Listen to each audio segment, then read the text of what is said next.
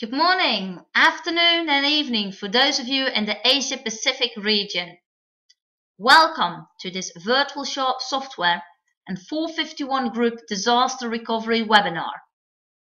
In this webinar, we will be presenting the evolution of disaster recovery as cloud computing becomes pervasive in the enterprise and a new model for DR called Recovery as a Service arrives to market. Today, we will have two presenters. We have Carlos Escapa, who is the CEO from VirtualSharp Software, and David Simpson, who is Senior Analyst, Storage from the 451Group. David Simpson will make the first presentation with an insightful perspective on the evolution of DR, the challenges in the face of the cloud technologies arriving to the enterprise, and the need for a new approach to disaster recovery. Carlos Escapa will then discuss a new cloud-based DR paradigm that lowers risk and cost. Your lines are on mute, and you can submit questions at any time during this webinar by using the chat function on your screen. After Dave and Carlos' presentation, we will have a Q&A session with answers and comments from Dave and Carlos. Now let me introduce you to Dave Simpson, 451Group, who will deliver the first presentation. Dave, the floor is yours. Yes. Okay, thanks, Esther. Yeah, good morning, good afternoon, good evening. I think we have quite an international audience here spread across many different time zones. And welcome to our webinar. I'd like to thank VirtualSharp for inviting me to share some observations on the disaster recovery market today. I'll be making some introductory with IT professionals as well as research we've done in this space, both from 451 Research and some of our other divisions, such as the InfoPro. Now, I'm going to focus on some of the DR problems that IT professionals are facing, both at SMBs and larger enterprises. And I'm going to emphasize the importance of relatively new solutions, such as recovery as a service. And then I'll be turning it over to Carlos for a deeper dive into the solutions part of the DR equation. And as Esther said, we should have time for some Q&A at the end of our presentation, but type in questions anytime you want to. First, I'd like to give you an idea of how important or imperative disaster recovery has become to IT organizations these days.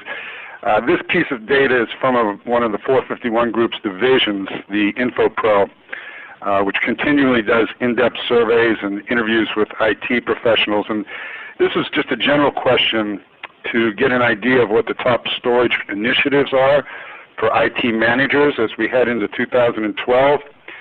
And we actually had about 30 initiatives listed here based on the respondents, but I just pulled out the top 7 here on this slide.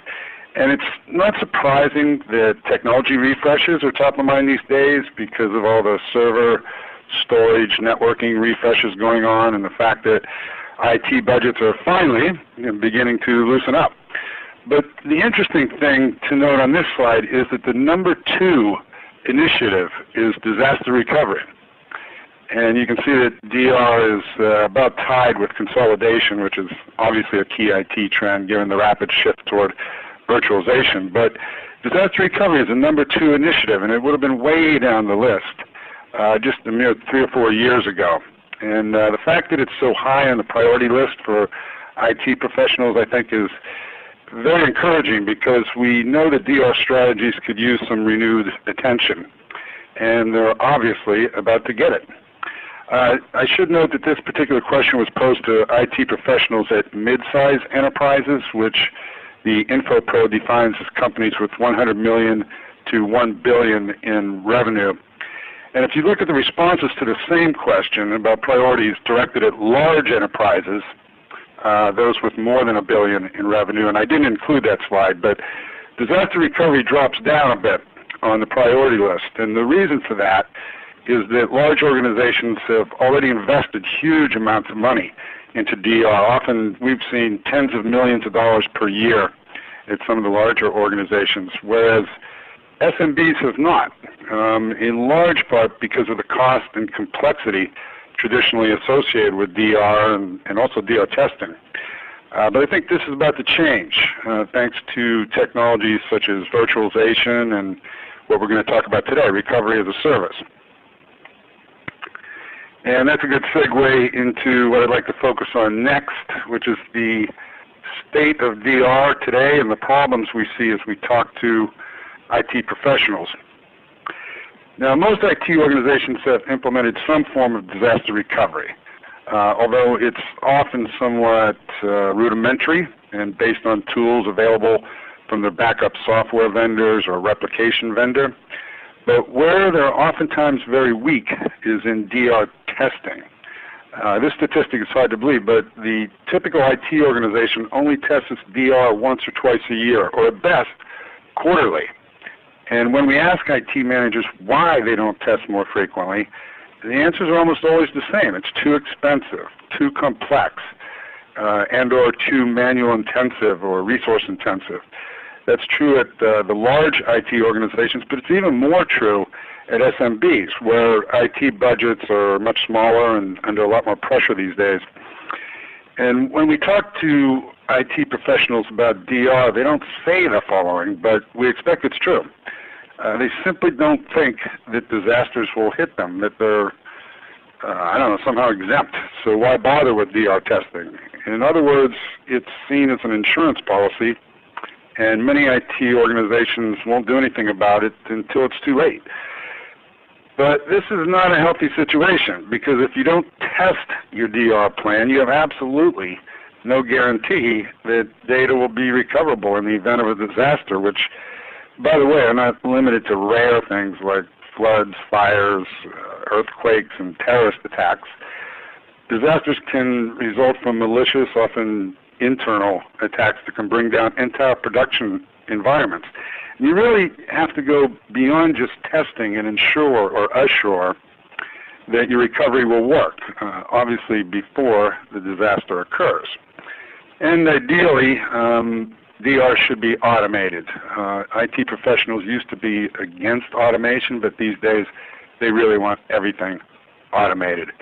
And in our conversations with IT pros in the context of DR, we're beginning to see a renewed focus on the following themes: business continuity, IT resilience, alignment of DR and IT, the need for automation, as I mentioned, and improved service levels, all of which are driven in part by the trend toward virtualizing mission-critical applications, which we'll definitely talk about momentarily. Now, technologies such as server virtualization are making life a lot better in IT land, but at the same time, it can create a lot of challenges because it leads to many and rapid changes in hardware upgrades, software upgrades, middleware patches, and just the fact that new software and hardware is being changed and moved much more rapidly than it used to be in the physical world. I mean, think about how often VMs themselves move. And taken together, this makes it next to impossible to gauge the risk exposure in the context of DR and business continuity. And making it even more difficult are the interdependencies that arise from technologies such as cloud-based software as a service and service-oriented architecture, or SOA. Now, virtualization breaks the physical relationship between an application and an underlying server storage hardware. In the old model, protecting the application was much more straightforward because you knew which hardware you needed to protect. But virtualization changes this as applications, servers, and workloads become much more portable. There's also increased application complexity, obviously, with composite or cloud-based apps. The service may rely on multiple moving parts on a lot of different pieces in the infrastructure. So protecting the service, which is what the business really cares about, is much more important than just protecting the data. And making things even more difficult in a virtualized environment is the proliferation of many different flavors of editions and hypervisors. In the case of VMware, Essentials, Enterprise, Enterprise Plus, ESX, EXXI, vSphere 4, vSphere 5, etc. And also some virtualization adopters are SMBs, or companies with a single data center that don't have the resources to do their own DR. Yet their DR requirements may be, or are, just as important as the DR requirements of the larger enterprises. And this is a real key factor in the trend toward automated recovery as a service, or cloud-based DR, which can save tons of money and make DR and DR testing accessible to SMBs, which I'll focus on momentarily here. Now, today the big trend in virtualization is obviously toward virtualizing mission-critical production applications. Most companies started their virtualization journey by virtualizing in test and development environments, and that's still the most common virtualization environment today, as this slide shows.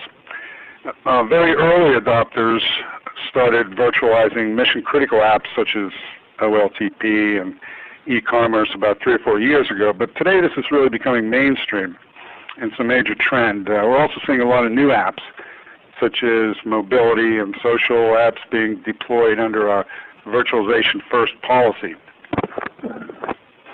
And one of the gating factors here is that IT managers, from what we hear, they just don't feel comfortable that these applications are adequately protected, these mission-critical apps, and they need to be assured that they're protected from disaster before they'll virtualize those mission-critical applications.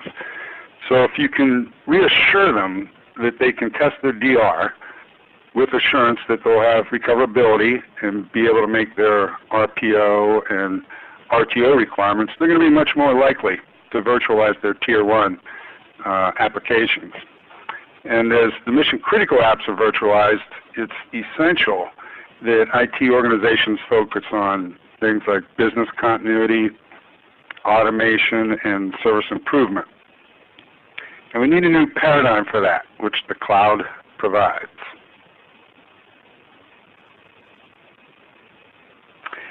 Now, because of the issues that we've discussed, as well as the rapidly changing IT infrastructure and some of the factors listed on this slide, ensuring data recovery via frequent DR testing becomes even more critical as you begin to virtualize the mission-critical applications. Now, the problem with the old, or legacy, I don't like that term, but the old way of doing DR testing, say using backup software tools or replication-related tools, is that it requires a lot of manual or human intervention, which is not only error-prone but also slow and expensive.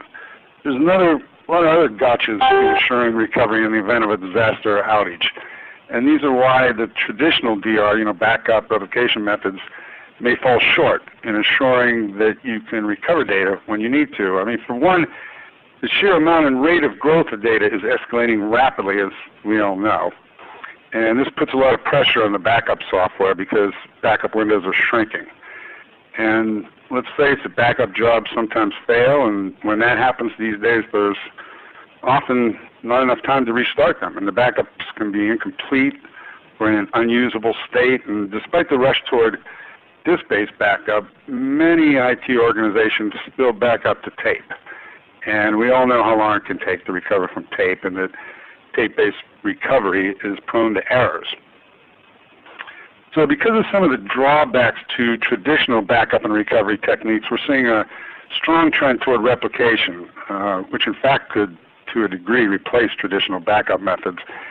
And replication is a very good base technology for disaster recovery, but in and of itself, replication cannot guarantee recovery. If you have a physical failure during a replication process, the copies at the secondary or recovery site can be inconsistent or corrupted. And if you have, say, a database corruption or malware, it can be replicated from the primary site to the secondary site, which essentially leads to 2 disasters for the price of 1. And in addition, replication itself typically isn't application aware or service aware. So because of the problems with traditional DR methodologies that we've discussed here, we're seeing a strong trend toward recovery as a service. And the need for recovery as a service, or DR to the cloud, increases dramatically as virtualization moves into mission-critical applications. Which, of course, brings us to the cloud. This slide shows the 451 Group's view on how the cloud is evolving, and that we're well into phase 2 of the transition.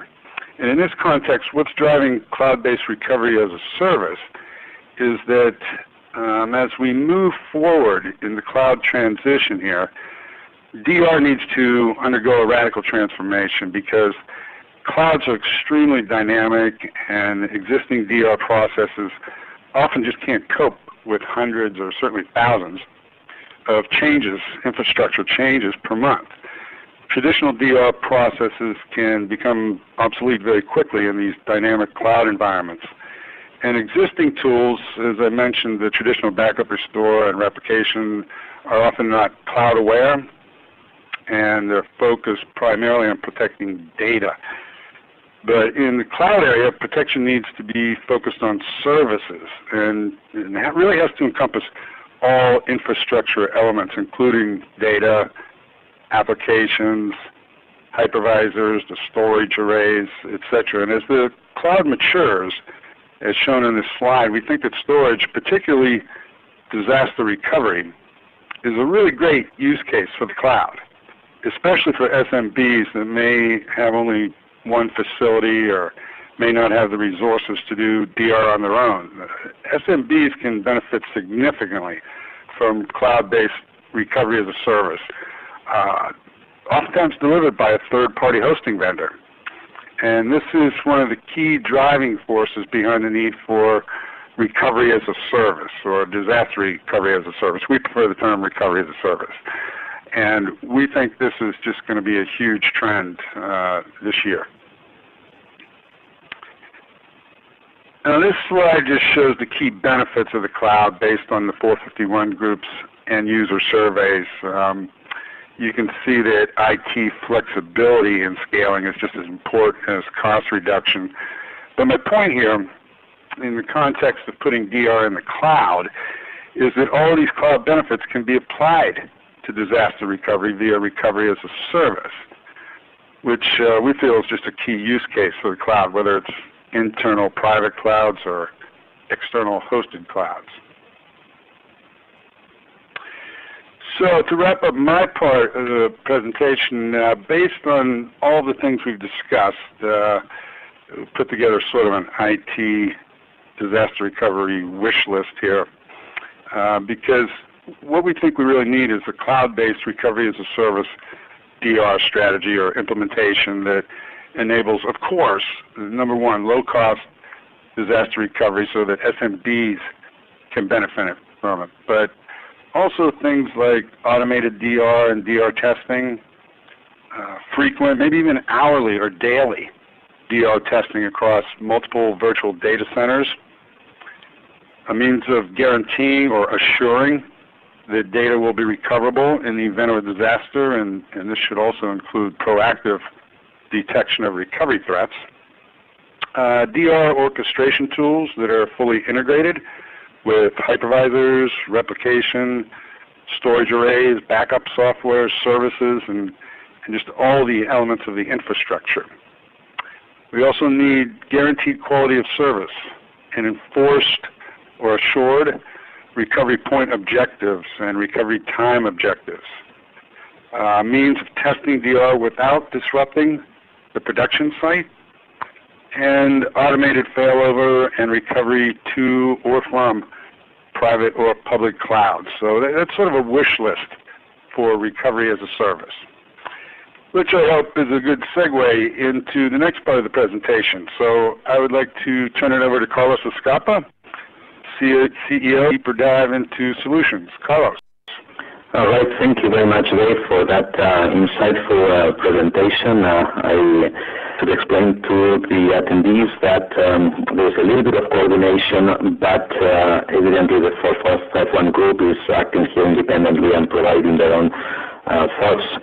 So a lot of the points that Dave brought up were actually issues that we were beginning to see about 3 or 4 years ago when we began to see customers move their first production applications into virtualized environments. And we started to see how, in many cases, disaster recovery tests were actually becoming more difficult because of the proliferation of virtualized assets and the difficulty in keeping track of virtual machines, of the snapshots, and there were different versions of the virtual machines. The infrastructure becomes so much more flexible that, although on the one hand there is more capability for resilience, it is a situation where the tools were not matching the flexibility afforded by the infrastructure. And we set out to build a company in order to provide a solution precisely to make sure that disaster recovery would actually disappear into the infrastructure and give complete peace of mind to data center managers and application owners with regard to the disaster recovery processes. We like to think of ourselves as a pioneer in the concept of disaster recovery assurance through the development of a new set of tools that provide a much deeper level of automation around disaster recovery, and particularly tools that can go and interface very deeply with the storage, with the hypervisors, to automate functions that in the past were, or even today, require subject matter experts that need to be present when applications have to be restored and services have to be restored after a major data center disruption. So from the day one, our technology was both infrastructure aware and application aware. We had to straddle both of those dimensions. And our objective is to make disaster recovery 100% reliable. This is not about 99.99 or 5 nines or 6 nines. It is about having a stable condition from which a data center can start to recover a service and be completely certain that the service can be recovered. That is our mission, and this is why we created the company. So in this concept, disaster recovery assurance, what we aim to do is to align IT processes with corporate or institutional business continuity policy and plans, so that whenever there is a crisis, and every 5, every 7, every 2 years, there is a major incident in a data center, there will be the wherewithal at the organizational level to guarantee to the line of business that they can be back up and running operational within a specified and agreed period of time. This is what is normally known as a recovery point objective.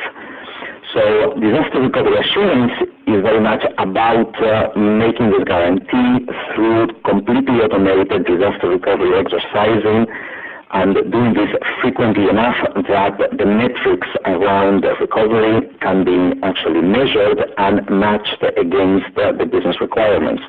Business requirements that can be driven by compliance with laws, it could be sector-driven regulations, or could be supply chain imposed contractual conditions.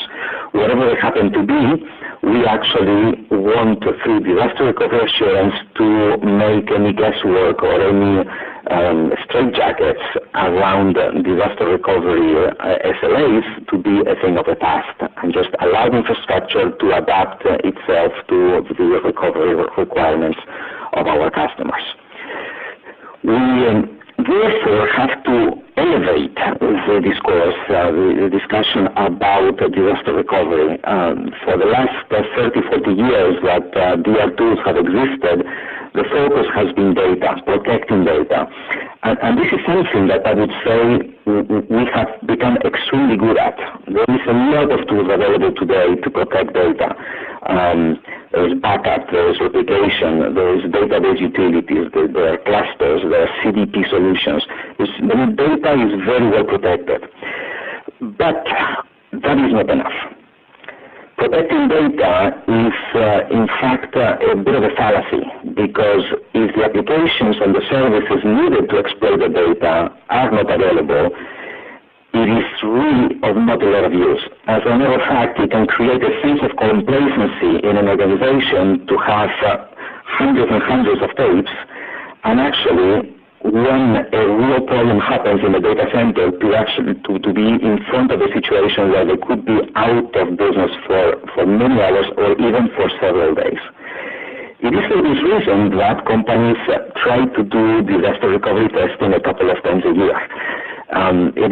It has to do with the fact that data is well protected, but then the configuration has to match, the applications have to start, they have to be in a coherent state, and all of that is what actually gets tested during a DR test.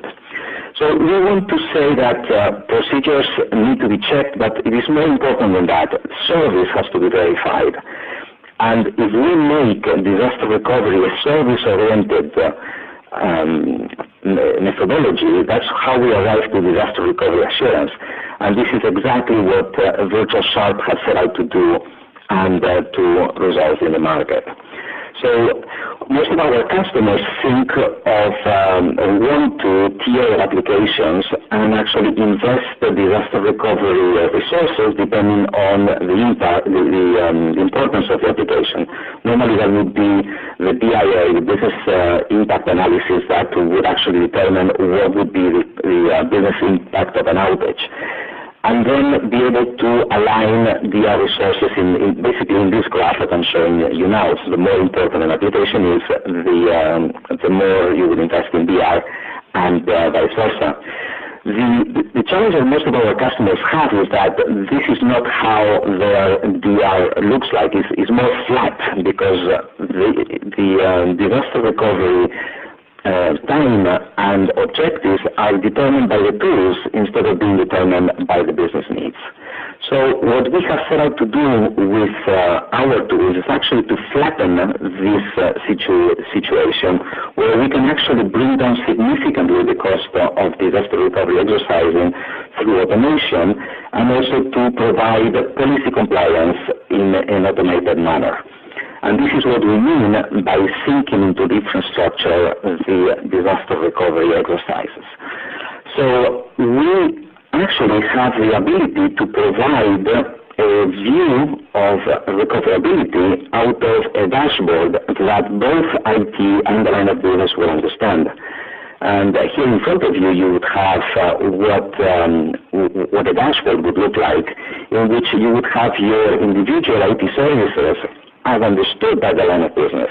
So this could be your HR portal, it could be your quotation system, your email system, and so on. And then you would actually know in real time what is the recoverability status, when is the latest available recovery point, and what is the current recovery time for that application.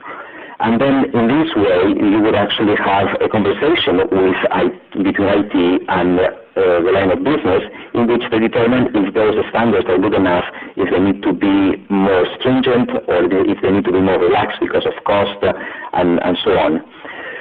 What we have now is this possibility of managing disaster recovery from a policy point of view, and then be able to put objectives for the data center that the data center can meet through automation, without having to do disaster recovery exercises manually. And this is the way that we see reducing the cost of doing disaster recovery. So what we have today is an announcement that we made recently. In March of this year, we will release our next generation solution, in which we will bring disaster recovery assurance to cloud, from private clouds to public clouds. And in this next release of our technology, we are going to be putting a set of new features that are going to be oriented to cloud service providers. These features will include multi-tenancy support, so that a set of dozens or hundreds of customers can actually avail themselves of the same common disaster recovery infrastructure to drive down costs. And then still be able to do this with the security and comfort necessary in order to provide these economies of scale without having any security concerns. This new architecture is completely web-oriented. This is going to allow, therefore, the cloud services providers to incorporate products and offerings into their existing portfolio, and also will allow customers to be able to take the dashboards that are generated, such as the one that I just showed you, and incorporate them with their existing IT governance tools and solutions that they have. We're looking also at the release of a very important feature, which is self-sign-up, whereby an customer will be able to dial into a public cloud and request a disaster recovery assurance and provide credentials so that the public cloud will go to the enterprise cloud and start a replication process towards the public cloud that will then involve periodic DR exercises. And when I say periodic, this would be daily or even more frequent. And this solution will be will have zero software footprint on the customer. So this would be a zero install solution. We will make the cloud of the customer and the public cloud talk to one another and orchestrate these processes without needing to send an engineer or to have any special software running at the customer side. So with this, we will actually solve some of the scalability problems that DR has had until now, where by co-locating hardware, it was possible to reduce cost somehow, but it was not really possible to achieve an entire an order of magnitude decrease in the cost. And with this solution, with DR to Cloud, we feel that it will be possible to achieve that level of savings. There will be different use cases for DR to Cloud. There will be big companies that actually have their own internal processes for their probably Tier 1 or Tier 2 applications, but they may delegate Tier 3 or Tier 4 applications and do disaster recovery to a public cloud. We will have also mid-tier companies that have single data centers where they may actually have a specific auditing or compliance needs, and they may actually need collaboration with the public cloud provider in order to have the necessary level of checking and verification. And lastly, we will have smaller customers for whom doing disaster recovery on a very economical basis will be the priority. And for them, we will propose to have self-sign-up and the ability to then dial into the public cloud and be able to obtain recovery as a service at a very low price. So we will see these different scenarios starting this year. So in summary, we see disaster recovery assurance as a next generation solution for data centers with less risk, with 100% reliability on the recovery processes, a lot lower cost because it will be completely automated, it will be managed by exception, it will be have a lot less complexity because by doing the disaster recovery exercises and having this predictability, it will be possible to actually do failovers at the push of a button. And lastly, it will be a much more flexible and scalable solution that will work across private clouds regardless of the hardware that they have. And it will be possible to do it, it is already possible to do it private by private, but it will also be possible to do it on private to public. Our solution for private to private has been available for 2 years. We already have quite a few customers that are doing disaster recovery assurance inside of the firewall with their own clouds, with their own data centers. And here we have some examples. Just to take the third quote of this slide, we have this particular customer, which is Bound Funds, that are actually testing the recoverability of their systems on a daily basis. So they do a DR test every day, and this is how they have their dashboard and the auditing traces necessary in order to satisfy compliance requirements from their risk officers. Okay, and with that, I will hand it over to Esther, who has here a slide that has to be replaced. Carlos. Thank you, Carlos and Dave. We're now opening up the Q&A session, and please submit your questions via the chat option function in WebEx. Okay. Good. In the meantime, I've received already one question for Dave, and it's like a long question, Dave. This person is particularly interested in the benefits of this technology, putting DR in the cloud from an SMB perspective. What do you think are the key benefits of recovery as a service from an SMB perspective? Well, that's a very good question, because in my opinion, it's the mid-size enterprises or SMBs that can benefit most from this concept of putting DR in the cloud or recovery as a service. But before I get into that, I mean, it really applies across all sizes of companies, from the smallest, the S and the SMB, to the Fortune 500. It's just that the Fortune 500 have their policies, the DR policies in place, and they might be a little slower to adopt a new technology like this. But the sweet spot, in my view, is the SMBs, and the main reason for that is probably low cost. I mean, DR has historically, it's been prohibitively expensive for SMBs, out of reach if you're looking at things like hardware array-based replication techniques where you have to have similar, very expensive arrays on both ends of the equation, primary and secondary sites. But within this concept of recovery as a service, there's low-cost options these days that play particularly well in DR in the cloud scenario, such as host-based replication. I believe VirtualSharp has that, as do their partner VMware. And that enables you to replicate to dissimilar or low-cost arrays. But the overall concept of putting DR in the cloud is just much less expensive than the traditional method. So it opens up DR and perhaps more importantly, DR testing to a much wider number of companies, and most notably SMBs. So I really see SMBs as the primary beneficiary of this. But there's other benefits, such as simplicity or ease of use. I mean, for SMBs, you have to keep these things simple, or they're just not going to do it.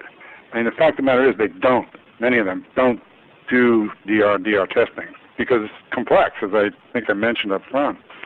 But these recovery as a service vendors or enablers are keeping it very simple. I mean, I think Carlos talked near the end there about one button or one-click failover. I mean, it doesn't get any easier than that. So the relative simplicity of this approach really opens up DR to SMBs that often don't have the expertise or available resources to deal with more complex approaches. There's just no longer any excuse for SMBs to not have comprehensive DR implementations because it's now relatively inexpensive and easy to do. So those are perhaps the two key advantages for a smaller organization to think about adopting this implementation. Great. Well, thank you, Dave, for your answer. I received also a question for Carlos. What would you say is the perfect customer for a disaster recovery to cloud service? And yeah. All right, nice question. Nice question because we have a few of them. The customers that will, the profile of customer that will benefit the most from DR to cloud will be one that has all the applications running virtualized on x86 hardware. This would be the ideal case because they can very easily replicate and start to avail themselves of the automation around disaster recovery. And can pretty much forget the need to manage tapes and do all the other things that they have been doing for the last 10 or 20 years. This would be the ideal customer and the ideal situation. Probably the one for whom the customer for whom disaster recovery is particularly intricate and difficult to resolve would be one that has, for instance, legacy hardware from other platforms that do not allow themselves to be virtualized. And when a customer has to run physical, then he's actually looking at having to support multiple platforms, and this makes disaster recovery significantly more complex. So the more virtualized is a customer, the more benefit they will get from disaster recovery to cloud. Okay. Let me see. Yeah, I'm still getting questions in, so keep on sending them the questions. Thank you. I have another question for Dave. You've talked about increasing the frequency of DR testing. How frequently do you currently see customers doing DR tests? And does it vary depending on the company size and the sector? Oh yeah, it does vary widely.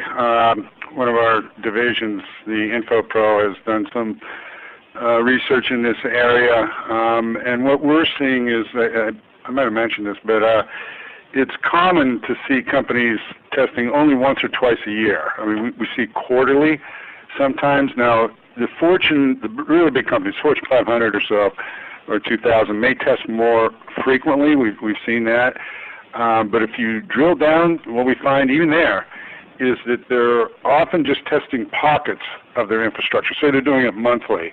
Well, it's this particular, it's CRM this month, and it's ERP the next month or whatever, and they sort of parcel it up and do it. So really, if you do the math, they're really only testing their entire infrastructure once or twice a year. And I think Carlos said something about once or twice. They're seeing that too. So I think what they're getting out there is the same as what we've seen.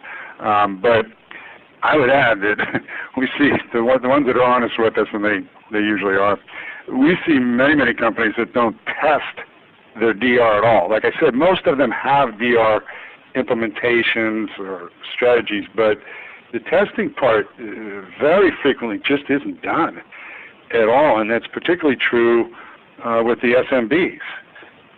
But I think the key here is that with recovery as a service, it's quite easy, from what I understand, to test daily, weekly, even hourly. And how frequently you do that testing, you don't. If you don't need to do it hourly or daily, then you don't do it, of course. But it doesn't affect the production environment, so why not? But really, how frequently you do it is tied to your recovery point objectives and your recovery time objectives, RPO and RTO.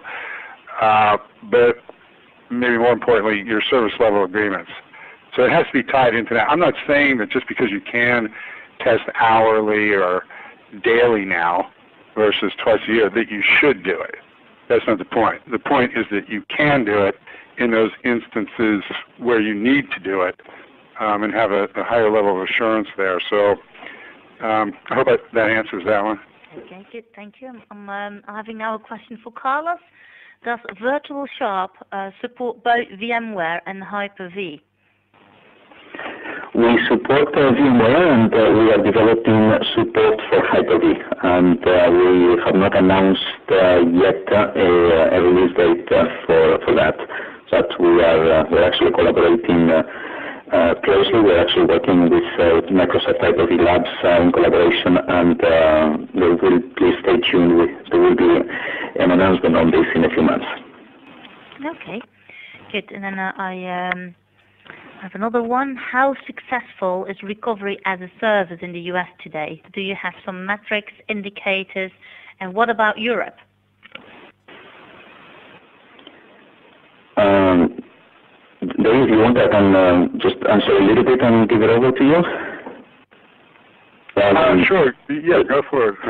So if you would from me, then Recovery as a service, I would say, is still in its infancy, and it is just it's a completely new market. What we have seen come to market is backup as a service, not recovery as a service. And backup as a service is basically a way to protect data, again, not to assure continuity of service. So it is more of a storage service rather than a full-blown recovery service that is being provided. Application and service recovery, it is only beginning at the moment. It is the offerings available today are largely manual. They're actually quite expensive, 6 to 7 digits, and it is not yet hasn't reached mainstream because of the lack of automation. Dave? Yeah, I would agree with that. I mean, it's at the point right now, it's in the early stages. It's not brand new technology. I mean, VirtualSharp's had this out there for quite a while here, but it is a new, I hate to use the word paradigm, but it is a new paradigm, and people are slow to adopt sometimes. So it's new enough that we don't have data on that. I think the question had to do with adoption in the U.S. versus adoption in Europe, and it's just new enough that there's not enough numbers to track the market quite yet. Whether we'll be able to do that this year or not, I don't really know. We'll see. But yes, it is early stages. It's something that does require rethinking. It's not hard, from my understanding, it's not hard to implement this or time-consuming. It's just, it is a new way of thinking, so it'll go slow. So I guess I would anticipate that adoption might be more rapid in the U.S. My only reason for saying that is I think that the penetration of virtualization in the U.S. is just higher, going towards 50% of all apps being virtualized. I think that's higher than in Europe. So because having a virtual infrastructure and virtual data centers is really at the heart of this whole concept, the adoption may be quicker in the U.S. But again, from a research perspective, there's just not enough adoption yet for me to give you actual numbers there. But that would be my guess, that it might be slightly faster in the U.S. And we'll track that as soon as it's possible to track it. Good. Then I have one other question, and I think this one should be for Carlos. If customers take their disaster recovery to cloud, wouldn't it be more difficult to do DR tests when auditors are involved? And how does your solution provide the reporting required? Wow, nice question. It really boils down to the procedures that customers have set out in order to satisfy their internal compliance requirements. It is, conceptually speaking, if you are actually doing recovery to cloud, it is not dissimilar from getting a data center on loan for a weekend and doing disaster recovery tests over there. The only difference, if you will, is that you don't usually drive to the cloud with your tapes and mount them and recover your applications in that way. But what as part of the disaster recovery assurance, it is important to have the necessary tests inside of of what we call sandboxes, or recovery sandboxes, so that end customers can decide what are the procedures that need to be executed in order to satisfy the auditors or the compliance officers. Let me give you an example. If you have, for instance, during a disaster recovery exercise, a real one, a DBA participates in it. He's a subject matter expert of the database. And when you bring up your SQL server, he goes to the console, or he connects to the database, he does a join of tables, he does a complex query, he gets a result, and then he does a tick mark in his list of his checklist. We can actually do that automatically in the cloud. It is possible now to deploy processes by working through the hypervisor and doing everything that the subject matter experts will actually do during the disaster recovery exercise. So when the auditor goes and says, okay, give me your checklists, and I want to verify that all the databases came up okay, that your Active Directory controllers were responding correctly, that your DHCP server was working well, that the application flow was correct, that you were able to bring up the web servers within 20 minutes and so on. All of these checklists can actually be built into processes that can be deployed inside of the disaster recovery cloud and then generate those reports that will satisfy the auditors. So with web services, what we're going to be able to do is to provide all of that information through an HTTP connection, basically, even to a mobile device, so that the auditors will be able to avail themselves of all of the tracking and tracing information without having to be physically present and without needing an IT expert next to them to do it for them. Okay, good. I didn't receive any more questions at this point, so I think that we can close off the webinar. I would like to thank you all for your participation, and would like to draw your attention that this webinar will be available on VirtualSharp's website for replay. And if you have any questions, you can always contact us at info@virtualsharp.com. I would like to thank you for attending on behalf of the 451 Group and VirtualSharp software, and I want to wish you a very, very nice day. Goodbye.